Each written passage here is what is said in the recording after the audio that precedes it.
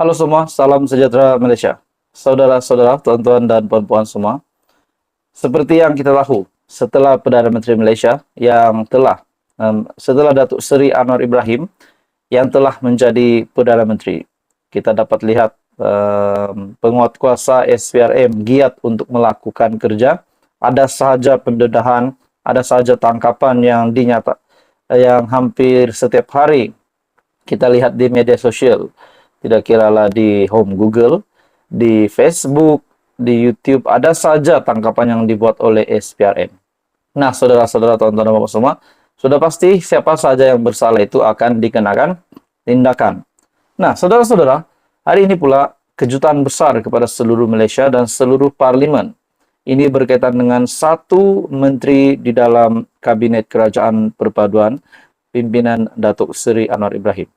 Nah, di dalam sebuah artikel dari biharian.com, kontrak 5 pegawai Menteri Sumber Manusia ditamatkan. Kontrak 5 pegawai yang bekerja di bawah Menteri Sumber Manusia V. Sivakumar ditamatkan menurut sumber kementerian itu kepada sebuah portal.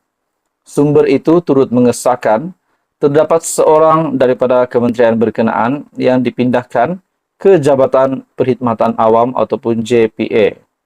Setakat ini, tiada sebarang pengesahan diberikan oleh Sivakumar berkaitan isu terbabit. Sebelum ini juga, Suruhanjaya Pencegahan Rasuah Malaysia menahan 3 pembantu Sivakumar, bagaimanapun membebaskan mereka selepas perintah reman 4 hari tamat pada 17 April lalu.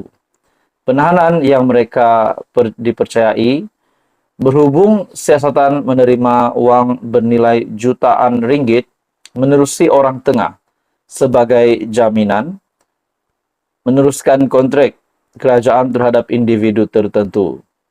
Beberapa pihak turut mendesak Sivakumar supaya bercuti atau meletakkan jawatan selepas beliau dipanggil SPRM untuk memberi keterangan.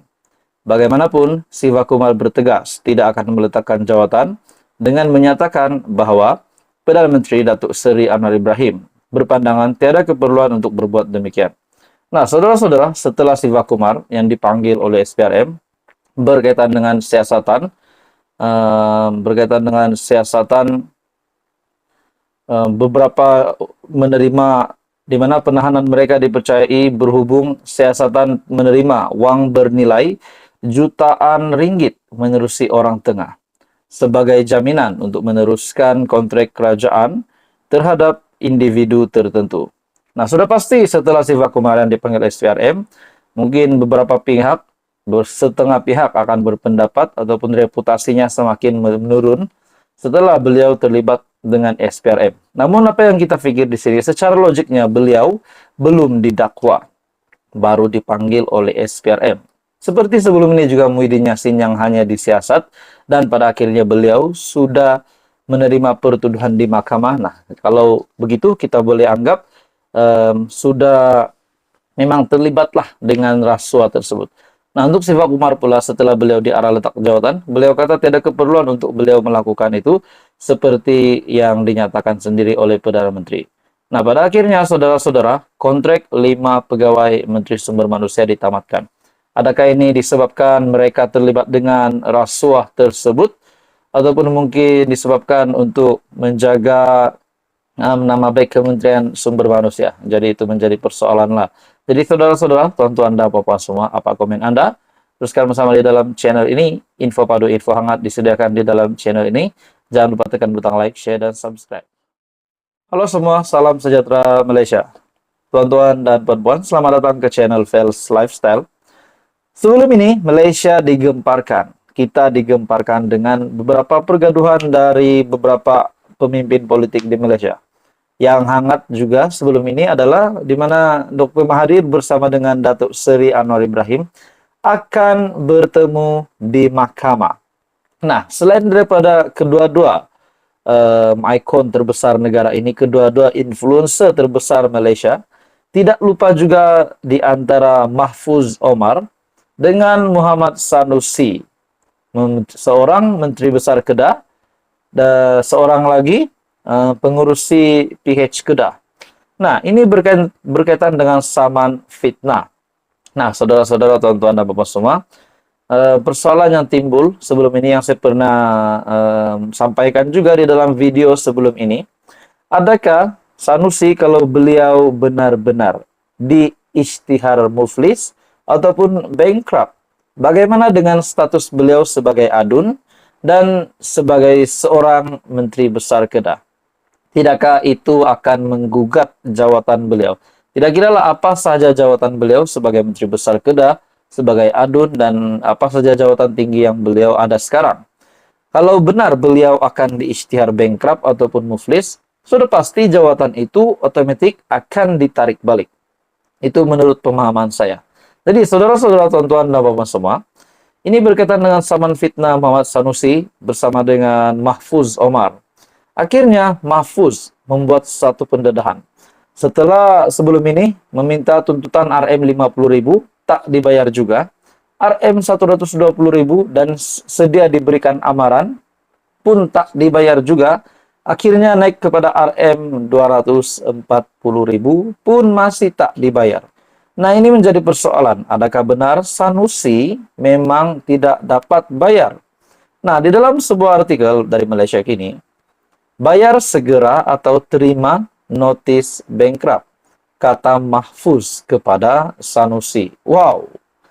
Saudara-saudara, tuan-tuan dan bapak semua, kalau benar Mahfuz Omar akan menghantar notis bankrupt kepada Sanusi, bagaimana pula ataupun apa penerimaan Sanusi? Apa yang Sanusi akan lakukan?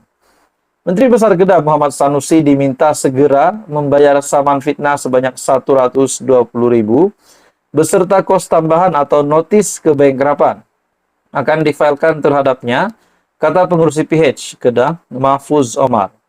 Mahfuz juga berkata, sekiranya Muhammad Sanusi terus melengahkan bayaran saman itu, dia akan berbincang dengan peguam dalam tempoh terdekat, termasuk menyita aset menteri besar itu.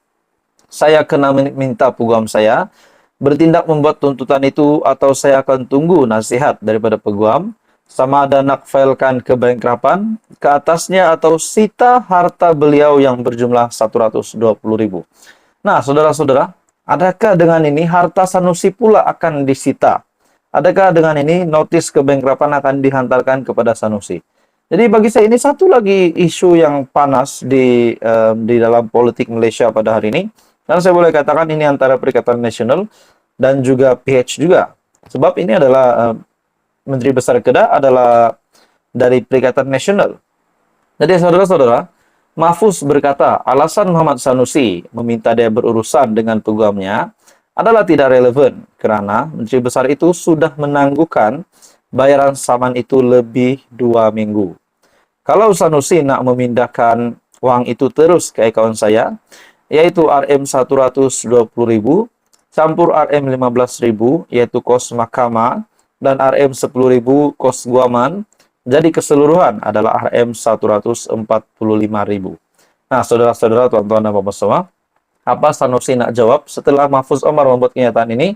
Dan yang mengejutkan saya hari ini adalah adakah Mahfuz Omar akan benar-benar membuat tindakan sehingga kan harta Sanusi akan disita sebanyak RM 120.000 seperti apa yang dituntut oleh Mahfuz Omar, ataupun Sanusi akan menerima notis kebankrapan. Nah, ini bagi saya satu lagi perkara yang mengejutkan seluruh PAS dan Perikatan Nasional. Jadi saudara-saudara, tuan-tuan dan bapak semua, apa komen Anda? Teruskan bersama di dalam channel ini untuk info yang seterusnya. Jangan lupa tekan butang like, share, dan subscribe.